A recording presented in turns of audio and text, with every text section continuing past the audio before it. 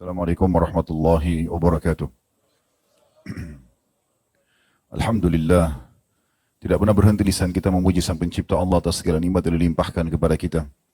Tentu dengan harapan agar kita mendapatkan balasan pahala dengan kalimat yang kita ucapkan ini. Berikut juga kita berharap janji Allah pasti akan diberikan kepada kita, yaitu semua nikmat akan terpenuhi dengan kalimat Alhamdulillah. Kemudian selanjutnya kita panjatkan salawat dan taslim kepada Nabi besar Muhammad sallallahu alaihi wa ala alihi wa sahbihi wasallam sebagaimana Allah telah memerintahkan kita untuk mengucapkan salam hormat kepadanya. Seperti biasa teman-teman sekalian di Rabu malam, semoga Allah SWT berkahi waktu kita dan dijadikan sebagai ilmu yang bermanfaat. Kita akan membahas lanjutan bahasan dosa-dosa besar. Semoga Allah Subhanahu wa taala selamatkan kita dari seluruhnya. Dan juga Allah selalu memudahkan kita berada di atas ketaatan dan keimanan sampai kita diwafatkan oleh Allah Subhanahu wa taala. Allahumma amin. Pada malam ini kita akan bahas, kalau teman-teman yang pegang bukunya, di halaman 30. Dan ini judulnya adalah Bab Dzikru Iradatul Ulu wal Fasad. Terjemahannya, bab tentang keinginan bertindak sewenang-wenang dan berbuat kerusakan. Atau berbuat kerusakan di muka bumi. Saya langsung bacakan seperti biasa yang ditulis oleh penulis Syekh Muhammad bin Abdul Wahhab rahimahullah.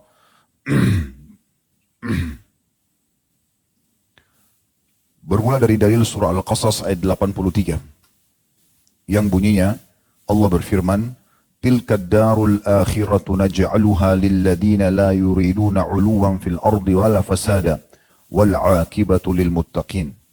Sekali lagi Al-Qasas ayat 83, ini surah nomor 28 dalam Al-Quran. Terjemahannya, negeri akhirat itu tujuan seluruh orang-orang beriman, negeri abadi penuh dengan kenikmatan di surga sana, kami jadikan untuk orang-orang yang tidak ingin berbuat sewenang-wenang dan berbuat kerusakan di muka bumi.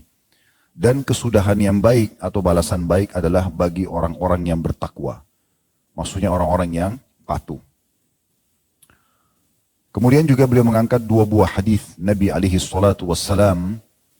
Yang pertama adalah hadis Bukhari dan Muslim dari Anas radhiyallahu anhu, dia berkata, Rasulullah sallallahu alaihi wasallam bersabda, la yu'minu ahadukum hatta yuhibba li akhihi ma yuhibbu li nafsi. Tidak akan sempurna iman seseorang di antara kalian hingga dia mencintai bagi saudaranya sebagaimana apa yang dia cintai untuk dirinya sendiri. Kemudian juga hadis yang terakhir, yang kedua yang diangkat oleh beliau,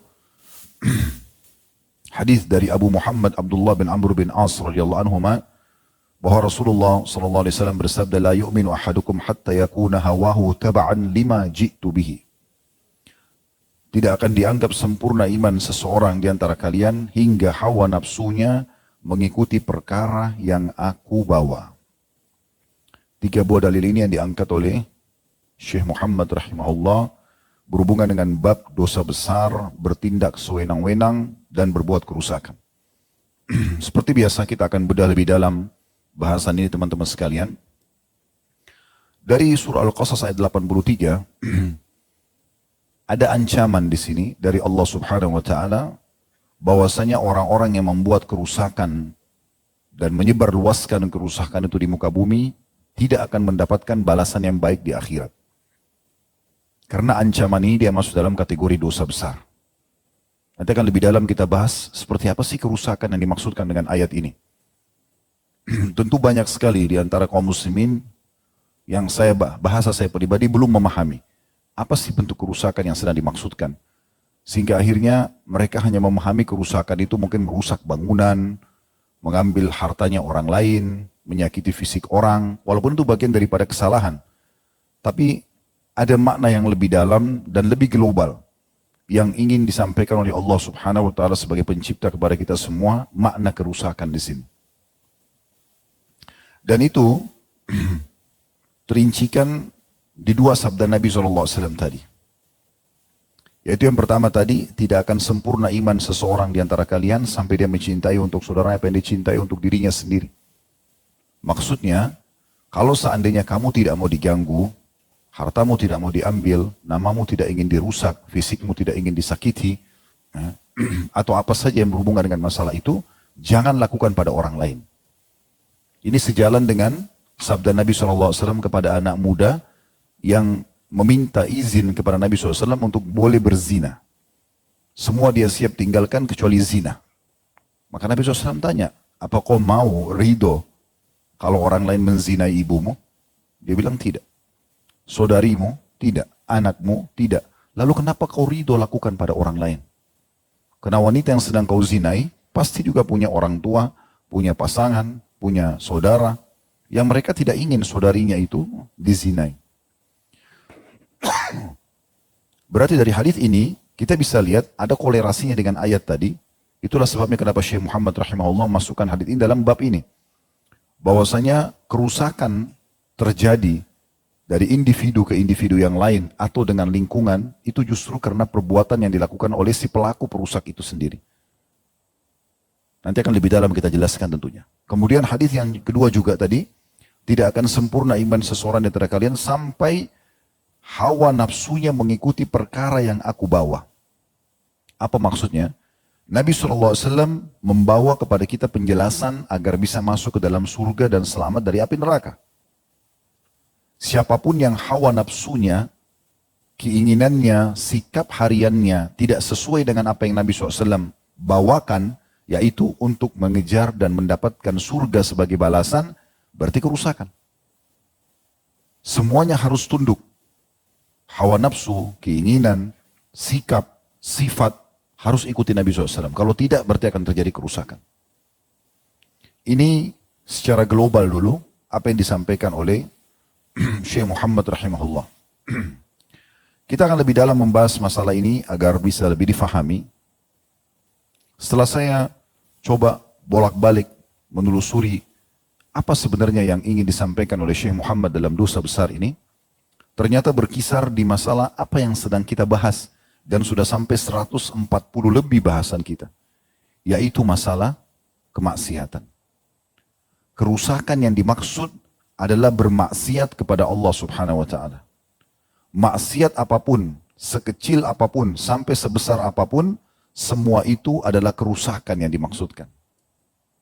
Mari kita dengar teman-teman sekalian perkataan para ulama berhubungan dengan masalah tafsir beberapa ayat-ayat Al-Quran, juga dikuatkan dengan beberapa hadis Nabi SAW.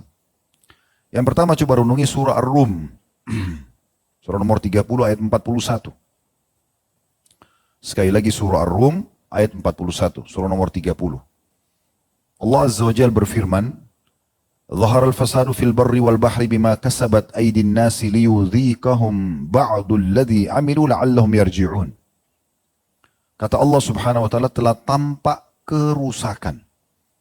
Jadi Allah gunakan bahasa kerusakan di darat dan di lautan disebabkan karena perbuatan tangan manusia. Dalam kurung terjemahannya maksiat. Supaya Allah merasakan kepada mereka sebagian daripada akibat perbuatan mereka agar mereka kembali ke jalan yang benar. Di ayat ini Allah Azza wa Jalla menerjemahkan kepada kita semua kerusakan itu sama dengan maksiat. Artinya siapapun yang berbuat maksiat, baik dia pribadi atau dia sebarkan kepada orang lain, justru itulah awal permulaan kerusakan semuanya. Kerusakan udara, kerusakan hubungan, kerusakan kemarau, hujan tidak turun, dan segala macam. Banyak orang pada saat melihat banjir, gempa, tsunami, dan apapun yang semisal dengan ini, lalu mereka menganggap, oh ini fenomena alam terjadi. Mereka tidak mempelajari apa kira-kira sebabnya. Abdullah bin Mas'ud radhiyallahu anhu, itu kalau mendengar guntur saja, yang biasa kita dengar, menggelegar di langit sana, maka beliau langsung mengatakan kepada orang di sekitarnya, sungguh ini adalah peringatan yang sangat tegas dari Allah yang di atas langit sana kepada penduduk bumi. Maka segeralah kembali kepada Tuhan kalian. Padahal guntur sudah sering kita dengar setiap musim hujan. Tapi begitu luar biasanya, mereka berhati-hati sekali. Dalam riwayat Bukhari disebutkan baginda Nabi SAW, itu kalau melihat mendung, seperti sekarang kita di musim hujan ini sering lihat mendung. Kalau Nabi SAW melihat mendung, beliau gelisah, mondar-mandir, tidak tenang, sampai beliau pastikan lihat dengan mata kepalanya air hujan turun. Pernah ditanya oleh Aisyah, ya Rasulullah, kenapa anda begitu gelisah? Kata Nabi SAW, wahai Aisyah, apa yang menjamin untukku di belakang mendung ini azab atau rahmat. Bisa saja ini siksaan. Karena sebagian kaum yang lalu, Allah subhanahu wa ta'ala siksa mereka dengan mendung. Mereka pikir mau turun hujan, ternyata turun azab dari situ. Jadi begitu hati-hatinya. Imam Asy-Syaukani, maaf, ada Imam Abu Aliyah. Ini seorang tabi'in senior ini. Beliau wafat tahun 90 Hijriah. Namanya Rufa'i bin Mihran Ar-Riyahi. Beliau memiliki sebuah pendapat yang sangat baik dalam masalah ini. Beliau mengatakan pada saat membahas tadi tafsir surah Ar-Rum ayat 41, beliau mengatakan barang siapa yang bermaksiat kepada Allah di muka bumi maka berarti dia telah berbuat kerusakan padanya. Maksiatnya dia itu, misalnya orang berzina di satu tempat, dia sedang merusak lokasi itu. Apakah tanahnya, apakah tumbuhannya, apakah hewannya, apakah udaranya, semua disebabkan maksiat dia. Sebaliknya berarti, kalau di wilayah itu orang sholat, orang puasa, orang berzikir, orang mengaji, orang ibadah kepada Allah, maka dia telah memakmurkan lokasi sekitar itu. Dan betul-betul akan subur, akan makmur. Makin banyak orang melakukan, maka makin makmur. Dan itulah sebabnya, kenapa para nabi-nabi diutus oleh Allah subhanahu wa ta'ala. Mengeluarkan manusia dari kemaksiatannya kepada Allah, kepada ketaatan. Abu Aliyah mengatakan, rahimahullah, seorang tadi saya katakan ulama tabi'in yang terkenal dengan ilmunya, dengan imannya, wafat tahun 90 Hijriah, kurang lebih terjemahnya barang siapa yang bermaksiat kepada Allah di muka bumi, maka berarti dia telah berbuat kerusakan padanya. Karena perbaikan di muka bumi dan di langit hanya bisa dicapai dengan ketaatan kepada Allah. Hujan turun, subur, ya, kemudian banyak rezeki melimpah, jiwa seseorang itu tenang, itu karena ketaatan. Walaupun ekonominya biasa. Walaupun mungkin ada penyakit diuji di tubuhnya, tapi kita temukan orang yang tidak bermaksiat atau orang ahli ibadah ini akan tenang sekali. Sebaliknya orang maksiat itu banyak pikirannya, sumpah keadaannya, selalu saja masalah dalam hidupnya. Maka ini fakta lapangannya. Imam Asy-Syaukani juga mengatakan dalam tafsir beliau Fathul Qadir, di jilid 5 halaman 475, kurang lebih terjemahannya beliau mengatakan, dalam ayat ini, maksudnya Ar-Rum tadi ayat 41.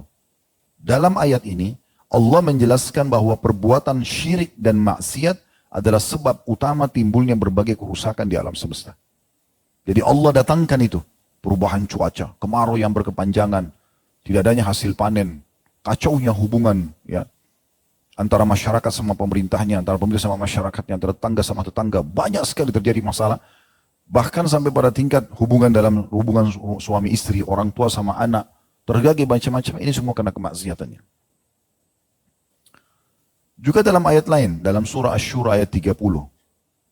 Mirip dengan ini Allah juga mengingatkan kepada kita, Asy-Syura ayat 30. Wa ma asabakum min musibatin fabima kasabat aydikum. Dan ketahuilah musibah apapun yang datang kepada kalian itu disebabkan karena dosa yang kalian lakukan.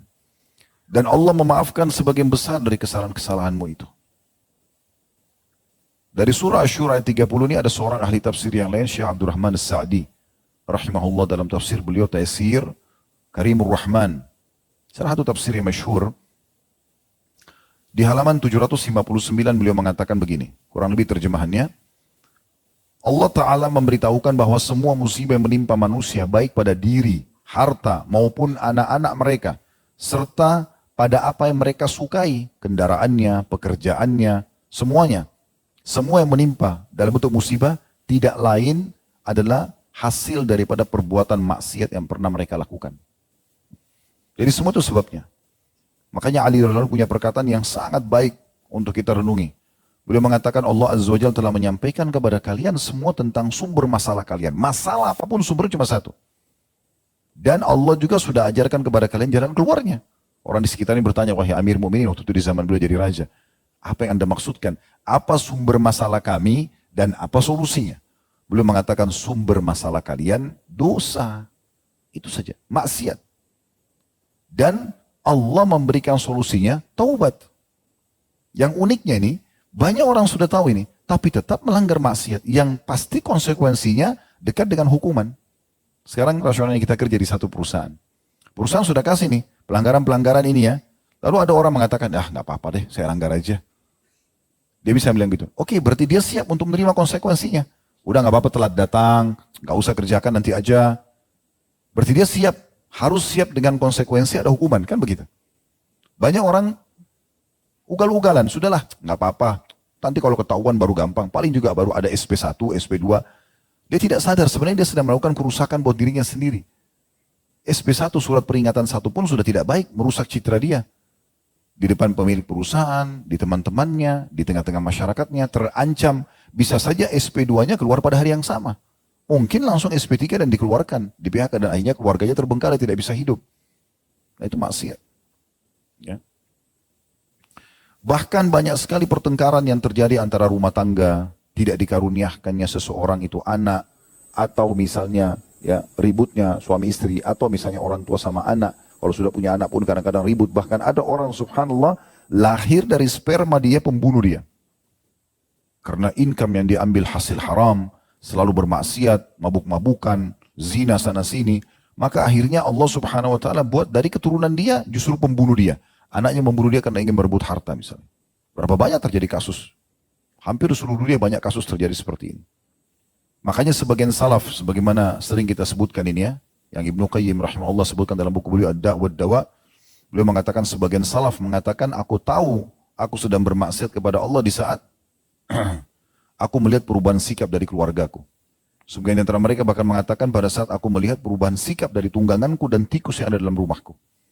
Mungkin kita sering lihat tikus di rumah kita tapi kita anggap biasa saja. Udahlah itu tikus. Ya. Hewan kebetulan lewat. Atau ada got dekat rumah saya. Sebenarnya bukan itu. Artinya kalau kita betul-betul bertakwa kepada Allah subhanahu wa ta'ala mustahil itu terjadi. Bukan cuma itu, bau busuk aja yang tercium di hidung sebagian ulama salaf dulu. Mereka lewat satu tempat tercium bau sampah saja. Biasa orang lewat dekat sampah tercium baunya. Tapi kalau mereka lewat dan mereka merasakan itu langsung mereka beristighfar kepada Allah subhanahu wa ta'ala. Karena tidak mungkin Allah sampaikan di hidung dia kecuali dia yakin itu adalah ada teguran.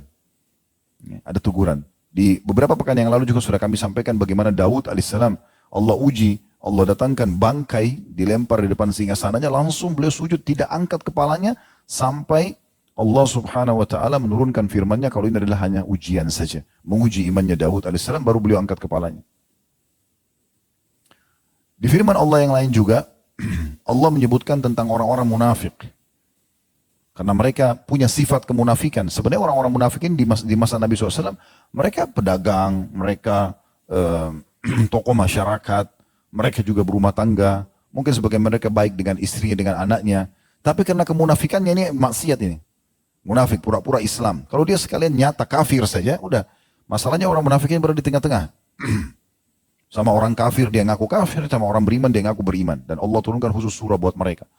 Dan karena kemunafikannya itu berwajah dua, dia bisa berubah-ubah. Tidak jelas kafir atau beriman. Allah sebutkan mereka sebagai pembuat kerusakan di muka bumi. Mohon maaf. Dalam surah Al-Baqarah, surah nomor 2 ayat 11 sampai ayat 12, Allah berfirman tentang mereka. وَإِذَا قِيلَ لَهُمْ لَا تُبْصِرُوا فِي الْأَرْضِ قَالُوا إِنَّمَا نَحْنُ مُصْلِحُونَ أَلَا إِنَّهُمْ هُمُ الْمُفْسِدُونَ وَلَكِنْ لَا يَشْعُرُونَ. Bila dikatakan kepada mereka orang munafik itu, janganlah kalian buat kerusakan di muka bumi. Maksudnya dengan kemunafikan kalian ini. Pura-pura berwajah dua. Udah sekali jelas, mukmin atau kafir. Mereka menjawab, maksudnya kami akan mau mengadakan perbaikan. Supaya kita bisa masuk di semua kelompok. Semuanya kita bisa berikan masukan. Orang beriman iya. Padahal sebenarnya bukan itu tujuan mereka. Dan ketahuilah kata Allah, sungguhnya mereka itulah orang-orang yang membuat kerusakan tapi mereka tidak sadar. Kembali lagi ke tafsir, Taisir, Karimur Rahman, bukunya Syekh Abdul Rahman Sa'adi rahimahullah, beliau mengatakan, melakukan maksiat di muka bumi dinamakan oleh Allah berbuat kerusakan. Karena perbuatan tersebut menyebabkan rusaknya apapun yang ada di muka bumi seperti biji-bijian, buah-buahan, pepohonan, tumbuh-tumbuhan. Karena terkena penyakit yang disebabkan perbuatan maksiat.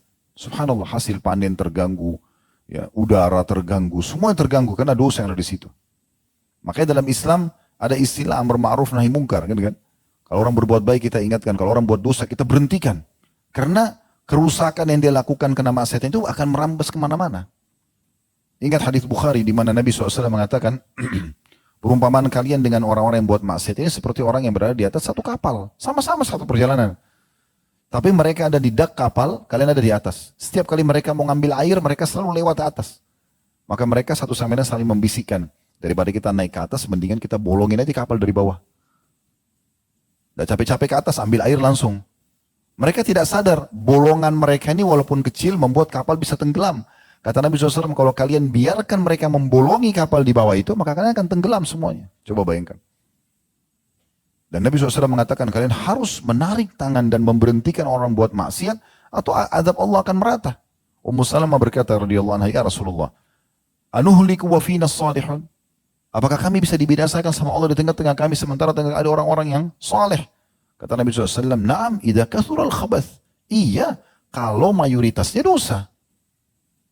Tapi kalau masih berimbang atau orang buat amal soleh masih lebih banyak dan mereka coba memberhentikan kemungkaran tersebut, maka masih lebih aman. Tapi itu pun masih terancam. Berarti ada fasilitas yang harusnya mereka dapatkan hilang gara-gara dosanya sebagian ahli maksiat ini. Baik itu di lingkup rumah tangga, di perusahaan, di negara, bahkan di dunia ini sekaligus. Jadi beliau mengatakan, saya ulangi, Syekh Abdul Rahman Sa'di mengatakan rahimahullah, melakukan maksiat di muka bumi dinamakan berbuat kerusakan oleh Allah. Karena perbuatan tersebut menyebabkan rusaknya apa yang ada di muka bumi seperti biji-bijian, buah-buahan, pepohonan, dan tumbuh-tumbuhan. Karena terkena penyakit yang disebabkan perbuatan maksiat tersebut. Demikian juga karena melakukan perbaikan di muka bumi adalah dengan memakmurkan bumi, dengan ketaatan dan keimanan kepada Allah. Yang untuk tujuan inilah Allah menciptakan manusia dan menempatkan mereka di muka bumi. Serta akhirnya melimpahlah rezeki kepada mereka karena mereka melakukan ketaatan tersebut dan saling tolong-menolong dalam ketaatan tadi. Ya, jadi dari bahasa ini kita bisa ambil jelas sekali. Kalau maksiat penyebab kerusakan dan tidak boleh dibiarkan, kalau ketaatan justru harus didukung karena itu penyebab kemakmuran. Seperti itu kesimpulannya. Kematian orang-orang pelaku maksiat ini dianggap sebagai sebuah ketenangan dalam kehidupan manusia, tumbuh-tumbuhan dan hewan-hewan. Coba bayangkan. Renungi hadis ini. Hadis Bukhari Muslim, hadis sahih. Nabi SAW bersabda, kurang lebih terjemahannya langsung ya. Kematian seorang yang fajir atau ahli maksiat akan menjadikan manusia, negeri, pepohonan dan binatang terselamatkan dari kerusakan karena dosanya. Matinya satu ahli maksiat, pemabuk, pelaku syirik, pelaku maksiat umumnya, maka itu menyelamatkan banyak orang di sekitar dia yang tadinya bisa kena tampiasan dosanya. Nabi tidak sebutkan orang saja ya, Nabi sebutkan di sini. Ya. Matinya orang ahli maksiat atau fajir itu menyelamatkan manusia, negeri, pepohonan, binatang terselamatkan dari kerusakan yang disebabkan karena dosa dia. Coba bayangkan, kalau makin banyak orang maksiat, makin banyak efeknya. Dan dosa yang paling berat adalah kesyirikan. Ini dalam surah An-Nisa Allah sebutkan di hari kiamat Allah tidak akan maafkan pelaku syirik.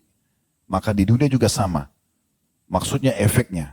Di dunia masih bisa dimaafkan, tapi efeknya bahaya sekali. Syaitan atau iblis lebih suka seseorang berbuat syirik daripada berzina, daripada mencuri, daripada menggibah. Menyekutukan Allah Subhanahu wa taala. Kembali kita ingatkan lagi bagaimana masyarakat Mekah, Abu Jahal, Abu Lahab, mereka tahu Ka'bah itu rumahnya Allah. Mereka namakan Baitullah. Mereka tawaf di situ. Mereka lakukan ibadah haji mengikuti syariat Nabi Ibrahim AS. Tapi mereka salahnya syirik. Datangkan patung, lalu disembah-sembah patung itu. Dijadikan sekutunya Allah. Mereka kalau sembeli, sebagian dagingnya persembahkan untuk Allah, diberikan fakir miskin di jalan Allah. Setengahnya dikasih sesajen untuk pohon atau untuk patung-patung tersebut. Gara-gara itu Allah murka dengan mereka. Dan karena itu Nabi SAW diutus gitu. Imam Qatadah dan juga As-Su'di, dua ulama besar. Qatadah bin Da'ama As-Sadusi Al-Basri, ini salah satu ulama tabi'in masyhur, meninggal tahun 110 Hijriah. Beliau berkata, atau keduanya berkata, kerusakan yang sesungguhnya adalah perbuatan syirik, dan ini kerusakan yang paling besar yang akan merusak tatanan segala yang ada di sekitarnya. Nah, ini banyak tidak sadari, subhanallah. Pada saat diingatkan, jangan berbuat syirik. Apa sih itu? Gak apa-apa kok sesajen buat ini, sesajen buat itu. Minta kepada penjaga gua, dewa lautan, dan segala macam. Gak boleh syirik, enggak apa-apa. Ini Dia tidak sadar kalau efek maksiat dia hanya untuk diri dia, nggak ada masalah, terserah. Masalahnya sekitarnya kena semua. Kalau ada yang mengatakan, tapi ternyata di satu wilayah mereka lakukan, cuman tidak ada hukuman yang datang seperti yang dikatakan. Belum saja.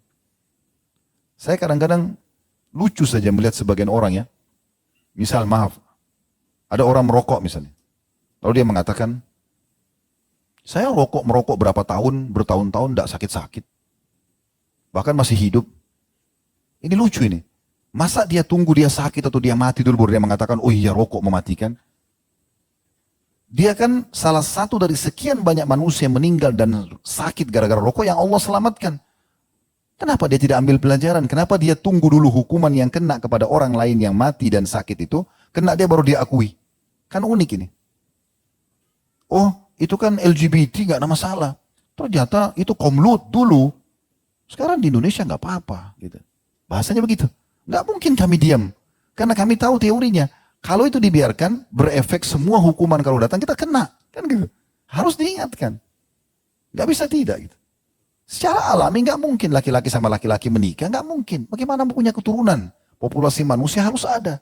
Mau operasi kelamin 100 kali pun tetap aja begitu. Nggak mungkin punya anak. Rusak fitrahnya. Oh nggak apa-apa. Lalu dibela. Subhanallah. Jadi kita tunggu dulu. Nanti hukuman yang datang seperti kaum Lut baru kita akui, oh iya ternyata kena juga. Ini kan kebodohan ini. Udah tahu kalau dia balap-balapan, licin jalan jatuh. Coba aja dulu gak apa-apa. Terus kalau jatuh sudah luka patah kakinya, bocor kepalanya, baru oh iya. Kok lucu benar ini. Aneh gitu. Justru sebelum kena, ya kan kita menjaga kesehatan, jauh lebih baik daripada pada saat sudah sakit baru kita berobat kan gitu. Ngapain kita mau coba dulu? Nggak usah coba. Ini harus pakai akal sehat berpikir ini.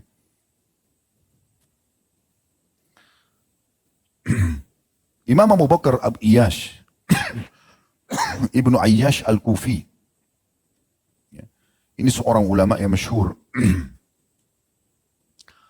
Beliau mengatakan pada saat menafsirkan makna firman Allah Subhanahu wa taala, wala tufsidu fil ardi ba'da islahiha. Jangan pernah membuat kerusakan di muka bumi sesudah Allah memperbaikinya. Jadi menafsirkan firman Allah Subhanahu wa taala dan janganlah kamu membuat kerusakan di muka bumi sesudah Allah memperbaikinya. Sesungguhnya Allah mengutus Nabi Muhammad SAW kepada umat manusia sewaktu mereka dalam keadaan rusak. Tadi saya kasih gambaran orang-orang musyrik Mekah. Maka Allah memperbaiki keadaan mereka dengan memberikan petunjuk melalui Nabi Muhammad SAW sehingga barang siapa yang mengajak manusia kepada selain petunjuk yang dibawa Nabi Muhammad SAW, maka dia termasuk orang yang membuat kerusakan di muka bumi. Sampai begitu tegasnya beliau membahasakan itu. Allah Subhanahu wa taala selalu mendatangkan peringatan. Baik itu kepada pelanggar individu atau bahkan yang coba melemparkan kerusakan. Ada kan orang dia berzina dia sendiri. Tapi orang tidak. Dia berzina lalu dia ajak orang lain. Dia ajak teman-temannya, dia ajarin caranya. Mungkin ada temannya belum tahu. Belum punya pengalaman, tidak tahu berzina. Diajarin caranya. Dia sebarkan kerusakan. Semua ini makin banyak dia buat maksiat, maka makin banyak peringatan. Tujuannya sebenarnya agar mereka kembali ke jalan Allah Subhanahu wa taala. Disebutkan dalam firman Allah Subhanahu wa taala tadi surah Ar-Rum ayat 41 itu ya. Linudzikahum ba'dalladzi 'amilu la'allahum yarji'un. Kami berikan, rasakan kepada mereka sebagian akibatnya agar mereka kembali ke jalan Allah. Agar mereka kembali ke jalan Allah Subhanahu wa taala. Dan cara mengatasi semua itu teman-teman sekalian adalah satu saja, taubat.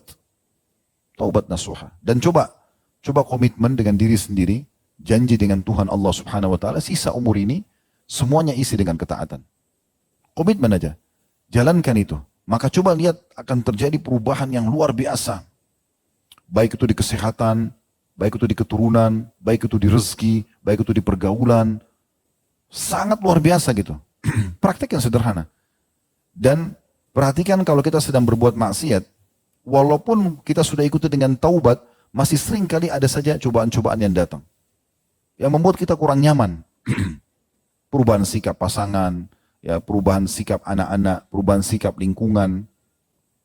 Allah datangkan orang-orang jahat yang mengganggu, gitu kan. Umar bin Khattab pernah mengucapkan sebuah doa. Dia mengatakan, ini disebutkan oleh Ibnu Hajar dalam Fathul Bari beliau, di jilid 3 halaman 443, Kurang lebih terjemahannya, ya Allah sungguhnya tidak akan terjadi suatu malapetaka kecuali dengan atau sebab perbuatan dosa. Dan tidak akan hilang malapetaka tersebut kecuali dengan taubat yang sungguh-sungguh. Ya. Maka ampunilah dosa-dosa kami. Di masa beliau juga pernah terjadi peceklik. Maka beliau radhiyallahu anhu mengumpulkan orang lalu mengingatkan, tidak terjadi perbuatan ini kecuali karena ada dosa di antara kita. Lalu beliau ngajak orang-orang untuk taubat. Setiap kali kirim pasukan, selalu Umar bin Khattab wasiatkan itu. Pasukan kalian lebih sedikit jumlahnya, senjata kalian lebih sederhana daripada musuh kalian. Tidak ada yang bisa membuat kalian menang kecuali keimanan dan ketakwaan kalian. Mereka lagi maksiat, maka kalian menang. Karena mereka kufur kepada Allah. Allah menangkan kalian, walaupun senjata sederhana jumlah juga lebih sedikit. Tapi kapan kalian sama, kalian juga bermaksiat kepada Allah, maka secara hitung-hitungan manusia, jumlah mereka lebih banyak, senjata mereka lebih banyak. Maka pasti mereka akan menang. Itu selalu wasiatnya kepada seluruh pasukannya. Sehingga pasukan itu selalu menjaga hubungannya kepada Allah SWT. Makin dekat dengan musuh, makin mereka tidak tidur malam hari. Mereka selalu begadang, mereka membaca Quran semalam suntuk. Mereka terus berdoa akan diberikan kemenangan. Mereka terus mengejar mati syahid. Jadi akhirnya dengan itu mereka diberikan kemenangan. Coba kalau mereka buka pintu maksiat, gagal. Orang yang kembali kepada Allah Subhanahu wa Ta'ala itu dipastikan Allah akan betulkan dan berikan kepada dia janjinya. Firman Allah ini kekal dalam surah Al-A'raf ayat 96. Pasti tidak ada keraguan. Baik secara individu ataupun lebih luas lingkupnya. Pada pemerintahan misalnya. Allah mengatakan dalam surah Al-A'raf ayat 96. Walau anna ahdal qura amanu wattaqaw lafatahna alaihim barakatin minas samai wal ardi walakin kadzabu fa akhadnahum bima kanu yaksibun. Jikalau sekiranya penduduk negeri-negeri itu beriman dan bertakwa, yakin kepada Allah dan bertakwa, takwa itu mengerjakan perintah, meninggalkan larangan, mereka patuh. Pasti kata Allah. Lihat terjemahannya masing-masing. Dalam semua bahasa sama terjemahannya. Pasti kami akan melimpahkan kepada mereka berkah dari langit dan bumi. Berkah itu maksudnya kecukupan. Itu namanya berkah. Kalau dikatakan hidupnya orang ini berkah, maksudnya cukup. Ya. Tetapi mereka mendustakan ayat-ayat kami, maka kami siksa mereka disebabkan karena perbuatan mereka. Jadi semua siksaan datang, ujian datang karena maksiat. Semua keberkahan, ketentraman datang justru karena ketaatan kepada Allah Subhanahu wa Ta'ala. Oleh karena itu teman-teman sekalian, orang yang selalu menyuruh kepada kebaikan, mengingatkan orang tentang kebaikan, patuh kepada Allah, patuh kepada Rasulnya, ini luar biasa. Sampai-sampai dalam sebuah hadis disebutkan, ya, orang yang mengajarkan kebaikan sesungguhnya seluruh ya, ciptaan Allah memohon ampun untuknya. Baik yang di langit para malaikat, bintang-bintang, ya, kemudian juga yang ada di bumi, sampai semut yang ada di lubangnya, dan juga ya, ikan-ikan besar yang ada di lautan. Kira-kira teman-teman sekalian, apa hikmah daripada adanya hadis seperti ini? Hadis yang diriwayatkan oleh Ibnu Majah dan juga Tirmidzi. Yang kata Nabi SAW, sesungguhnya orang-orang yang berilmu, maksudnya mengajarkan manusia tentang hukum halal haramnya Allah, sehingga manusia jadi tahu, mereka tobat dari dosanya, mereka lakukan ketaatan-ketaatan, dimohon ampunkan oleh semua makhluk yang ada di langit, para malaikat dan juga ada di bumi, sampai semut di lubangnya dan juga ikan-ikan di lautan. Kenapa semut memohon ampun untuk mereka? Kenapa ikan-ikan di lautan yang ini menggambarkan semua hewan air juga memohon ampun buat mereka? Karena hewan-hewan ini semua mengetahui kalau maksiat yang dikerjakan di atas bumi ini dan di daratan dan lautan ini akan menyebabkan mereka juga terganggu. Dan ketaatan yang mereka lakukan justru akan mendatangkan kemakmuran buat mereka. Itu sebabnya. Dan kalau seandainya ada seorang alim meninggal dunia, itu berarti kehilangan kebaikan yang sangat besar di muka bumi ini. Karena seorang alim yang mengajarkan kebaikan agar mereka beriman kepada Allah, agar mereka patuh, agar mereka mengerjakan perintah, meninggalkan larangan, ini akan mendatangkan kemakmuran. Itu konsekuensinya. Dan kalau dia meninggal, satu orang alim yang tadinya bisa mengingatkan 1.000, 2.000, 10.000 orang, menyabarkan 1.000 orang miskin, memberikan semangat 1.000 orang mujahid, menjelaskan hukum-hukum fikih, mana halal, mana haram kepada 1.000 orang pengusaha muslim. Ini kalau dia meninggal, hilang banyak sekali kebaikan. Makanya Imam Hasan Basri rahimahullah, seorang ulama tabi'in juga masyhur yang wafat tahun 110 Hijriah, beliau mengatakan kematian orang yang berilmu itu adalah kebocoran atau kerusakan dalam Islam yang tidak bisa ditambal atau diperbaiki oleh apapun selama siang dan malam masih silih berganti. Sulit sekali. Oleh karena itu teman-teman sekalian, berarti kalau ada seorang yang saleh, yang baik, harusnya kita jaga hubungan baik sama dia. Harusnya kita jaga karena orang ini penyebab daripada kemakmuran yang akan datang. Harusnya setiap pelaku penyiasatan kita berhentikan dan kita ingatkan. Dan jangan kita bahasakan kalau itu hanya untuk diri dia sendiri tapi efeknya kemana-mana. Dan ingat, kalau kita berada di satu lokasi dan kita tidak mau menegakkan amar ma'ruf nahi mungkar, kita tidak mau, ini kebaikan, tidak mau ingatkan orang, atau kita tidak mau memberhentikan orang yang buat maksiat, walaupun kita pungkiri dengan level terendah pun hanya dengan hati kita misalnya. Maka pastikan kalau adab Allah datang, justru Allah akan datangkan kepada orang yang faham tapi diam. Begitu yang disebutkan dalam hadis Bukhari. Kata Nabi SAW, pernah Allah mengutus Jibril datang ke satu negeri, dan Allah menyuruh membinasakan satu negeri itu. Lalu Jibril temukan di sana ada satu orang saleh. Jibril kembali kepada Allah, kata Nabi Muhammad SAW, lalu mengatakan, ya Allah, sesungguhnya di negeri, sesungguhnya di negeri itu ada seorang hambamu yang saleh. Maka Allah SWT mengatakan, mulai siksa dari dia. Dia duluan. Karena dia tidak pernah menyuruh pada kebaikan, tidak pernah melarang kemungkaran. Mau masuk surga sendirian, pergi masjid sendirian, urus diri sendiri, tidak pernah mengingatkan orang lain. Ada kemungkaran, ya biarin diri dia sendiri. Nah, ini bahaya sekali. Saya ingatkan juga sebagai penutup kisah tentang penduduk negeri Ila. Ini pernah kita sampaikan sebelum pandemi. Sebuah negeri yang ada di Palestina. Ya. Di sana dulu ada 3 kelompok orang. Hukum syariat Allah SWT kepada mereka tidak boleh mancing hari Sabtu.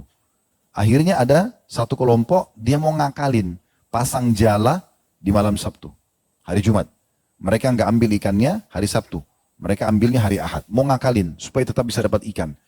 Akhirnya Allah datangkan ujian buat mereka, di hari Sabtu tuh datang ikan yang mereka kalau hari biasa tidak bisa dapatkan, sebagai ujian. Maka ada satu kelompok mengatakan, jangan, tidak boleh. Ini haram, dilarang dalam agama kita untuk mancing hari Sabtu, ujian dari Allah, tinggalkan. Jadi ini 2 kelompok nih berseteru. Yang satu mengatakan tidak apa-apa, malah melanggar, yang satu melarang. Ada kelompok ketiga ini yang unik nih. Dia bukan ikut dengan kelompok kedua untuk memberhentikan kelompok pertama yang melanggar. Dia malah bilang kepada kelompok kedua, udah nggak usah urus itu, biarin aja. Mereka nanti kalau dihukum sama Allah sendiri. Itu aja mereka bahasakan. Akhirnya mereka ingin meredam kelompok kedua yang melarang dari kemungkaran. Apa yang terjadi? Waktu hukuman Allah SWT datang kepada mereka, Allah kutuk mereka menjadi kerah. Ya. Itu yang kena hukuman kelompok pertama sama kelompok ketiga. Kelompok ketiga ini orang beriman, tapi karena tidak mengelarang yang mungkar, dia malah melarang kelompok yang kedua. Udahlah, nggak usah urus itu, biarin aja masuk neraka sendiri gitu. Nah akhirnya mereka juga kena.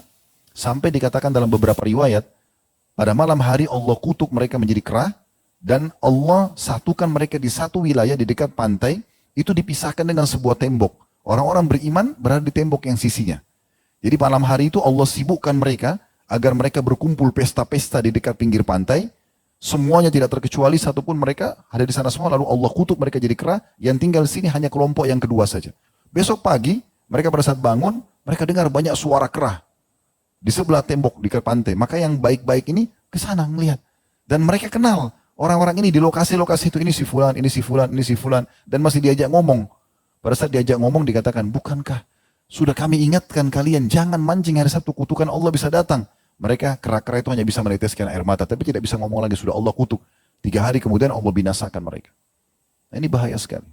Sebagai penutup juga teman-teman sekalian, Allah Subhanahu wa Ta'ala bukan hanya memerintahkan kita untuk berbuat ketaatan, tapi ingat, Allah selalu menyuruh kita meninggalkan kemaksiatan. Dan kemaksiatan ini ada 2 keadaan. Ada satu keadaan di mana memang antum sendiri tidak mau kerjakan. Ada peluangnya, di luar sana banyak tempat zina, ada tempat penjual khamar. Tapi antum bilang, saya nggak mau kerjakan karena ini adalah haram dalam Islam. Itu bagus, ini satu. Tapi ada keadaan kedua yang banyak orang tidak paham ini.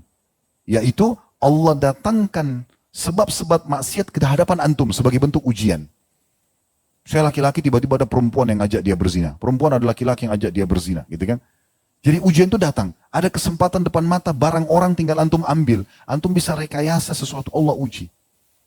Di sini butuh kesabaran, harus tahu ini Allah sedang uji.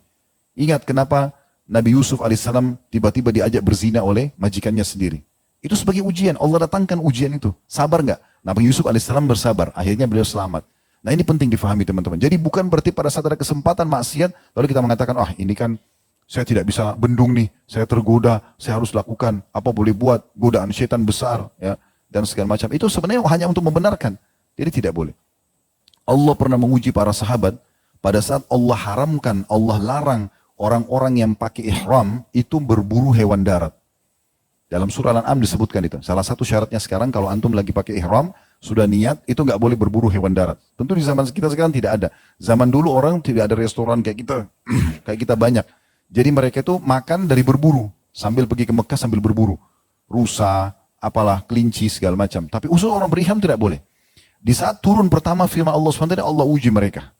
Allah datangkan hewan-hewan itu, kelinci, rusa, datang ke dekat para sahabat yang bisa mereka jangkau dengan tangannya. Coba bayangkan. Sebagai bentuk ujian. Allah uji mereka di situ. Nah ini penting. Kalau datang ujian seperti ini teman-teman, isti'adah. Baca a'udzu minasyaitonir rajim, berlindung kepada Allah Subhanahu wa taala agar jangan sampai tergoda untuk melakukannya, dan insya Allah akan berlalu masa itu. Allahu a'lam. Subhanakallahumma bihamdika asyhadu an la ilaha illa anta astaghfiruka wa atubu ilaik. Wassalamualaikum warahmatullahi wabarakatuh.